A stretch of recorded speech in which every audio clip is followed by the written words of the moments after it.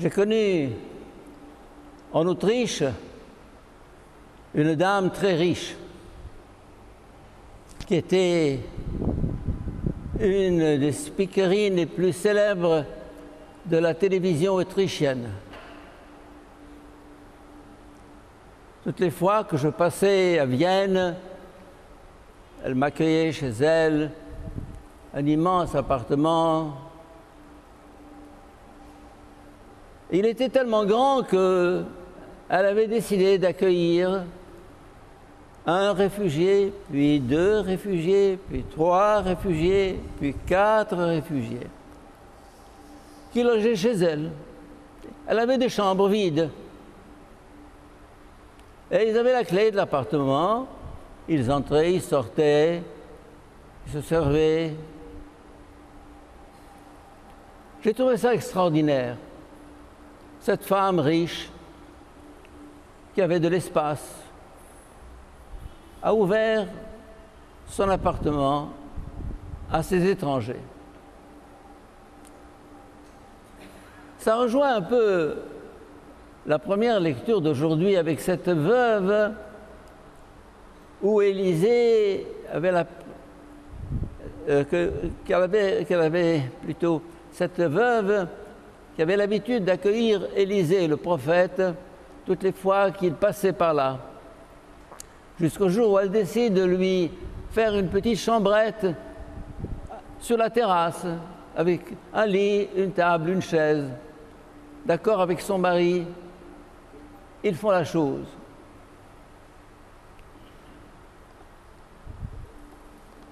Si chacun dans le monde faisait le geste du partage selon ses moyens, le monde changerait complètement. Il n'y aurait plus de misère, il n'y aurait plus de pauvreté, il n'y aurait plus de besoin. Le monde a tout ce qu'il faut pour vivre à l'aise et heureux. Ce qui manque souvent, c'est le partage. Est-ce à dire qu'il n'y a pas des gens généreux? Au contraire. J'ai parlé de l'Autriche, je peux parler de la France, je peux parler du Canada, de l'Amérique et d'autres pays. Non, les gens sont généreux et très généreux. Et je parlerai de l'Égypte, d'Alexandrie. Encore aujourd'hui, je recevais une enveloppe avec 7000 livres.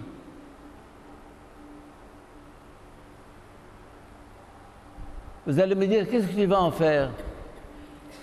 Ben, justement, hier, je prêtais 80 000 livres pour quelqu'un qui a un appartement. S'il ne le prend pas avant la fin du mois, ça va lui passer sous le nez. Et les besoins sont continuels. Mais la générosité est aussi continuelle. Chacune d'entre vous, je sais, donne, pas seulement de l'argent, mais donne de son temps, donne de son affection. Et la question n'est pas toujours de donner de l'argent, ce qui est important, bien sûr, surtout dans la situation économique dans laquelle se trouve aujourd'hui l'Égypte, mais de donner de son cœur, de son cœur. Ça veut dire que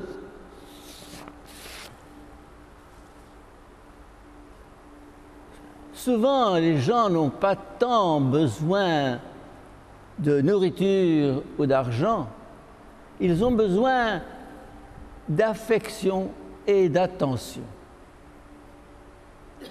D'affection et d'attention. Ils ont besoin de dignité, d'être reconnus. Je vous donne quelques exemples. Vous êtes avec des copains dans un groupe dehors en train de bavarder, de rigoler. C'est sympathique. C'est vos amis. Quelqu'un arrive qui n'est pas tout à fait du groupe. Alors, ou bien vous l'ignorez, il est là, dans le coin, il attend, on ne lui a pas dit bonjour, on ne lui a pas dit bonsoir, on ne lui a pas dit ahlan ou sahlan, il est là. Au bout de 5 minutes, il s'en va. Personne ne l'a accueilli, personne ne l'a regardé, personne ne l'a remarqué. Il n'est rien. Tant que je ne regarde pas quelqu'un, tant que je ne remarque pas quelqu'un, il n'est rien. Et il sent au fond de lui qu'il n'est rien. C'est pire qu'un coup de couteau. Se sentir ignoré.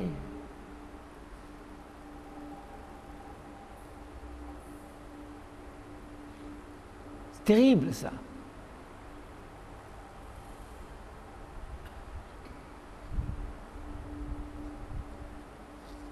Nous avons un jeune jésuite que vous connaissez bien, Fadi Georges, qui va être ordonné le 31 juillet.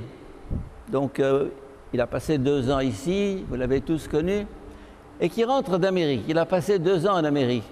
Il m'a dit c'est les 2 meilleures années de ma vie. Pourquoi? Parce que le peuple américain est un peuple chaleureux, très sociable. Et quand j'étais là-bas, je me suis rendu compte que quand quelqu'un vient à table, dans une conversation, etc., tout le monde s'arrête. I want to introduce you, Fulan ou Fulan. Je veux vous présenter un tel. My name is... Bon. Tout à coup, tout s'arrête pour l'inconnu qui vient d'arriver.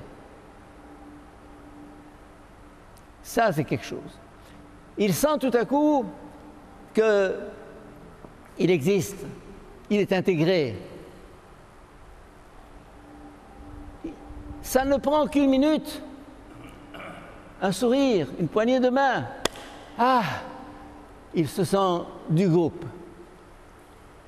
de la famille.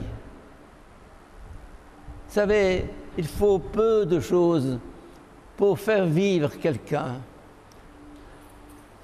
Le regarder dans les yeux, ce que je ne fais pas toujours, je le sais. Lui sourire, ce que je ne fais pas toujours, je le sais. Je vous racontais peut-être il y a quelques mois que je m'étais reproché de ne pas accueillir avec chaleur celui qui venait comme ça, impromptu. Parce que le dimanche matin, nous n'avons personne ici à la réception. Et comme mon bureau était à côté de la porte, je m'occupais de répondre au téléphone et d'ouvrir la porte. Et je me rendais compte que quand j'ouvrais la porte, Azmin, Taï, tu veux qui? Bon. Je me suis dit, mais qu'est-ce que tu fais? C'est une manière d'accueillir. Et puis j'ai travaillé la chose en me disant, avant d'ouvrir la porte, souris, ouvre ton cœur, prépare ton cœur. Et à partir de ce moment-là, avant d'ouvrir, je me dis, ah, souris. Alors je souris, j'ouvre la porte, ahlan sahlan. Tout à coup, c'est tout autre chose, c'est tout à fait différent. Et c'est la même chose qui se passe quand on décroche le téléphone. Maintenant, on ne décroche plus le téléphone, mais peu importe. Avant de répondre au téléphone, souriez. Vous allez me dire, mais il ne va pas voir. Si, maintenant, avec les appareils, on voit. Mais même s'il ne voit pas votre image, il va savoir que vous souriez. Parce que le ton de la voix, la chaleur du bonjour, ça change tout. Et donc aujourd'hui, il y a un appel à l'accueil. Pas seulement l'accueil dans la maison, comme cette dame autrichienne,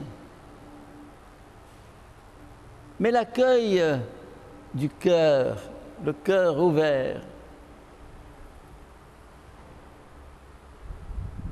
L'attention à l'autre qui arrive, sans s'annoncer, et qui est là. C'est tellement facile de l'ignorer, de se dire ah, encore un casse-pied, qu'est-ce qu'il fait faire? Oh! Ben non. Accueille-le. Ouvre ton cœur à l'étranger, parce que tu reconnaîtras que c'est l'ange du Seigneur. Ça veut dire cet étranger, hein? Merci. Cet étranger, c'est Jésus. J'étais nu, j'étais en prison, j'étais seul, et vous m'avez aidé, visité, regardé, estimé, reconnu.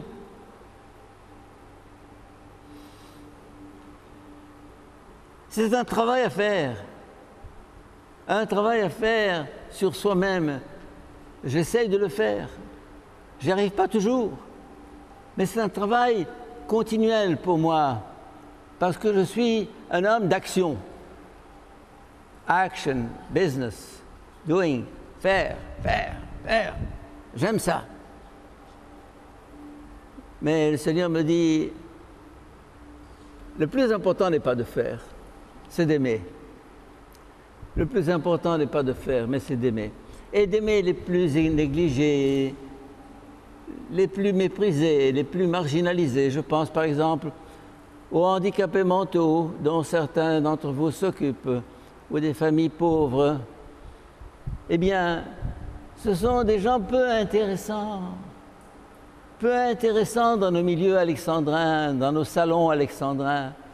Eh bien, se pencher sur eux, les accueillir, leur sourire, leur faire sentir qu'ils existent, qu'ils ont une valeur. Ça, c'est la meilleure manière d'accueillir. Au-delà de la porte ouverte, il y a le cœur ouvert. Amen.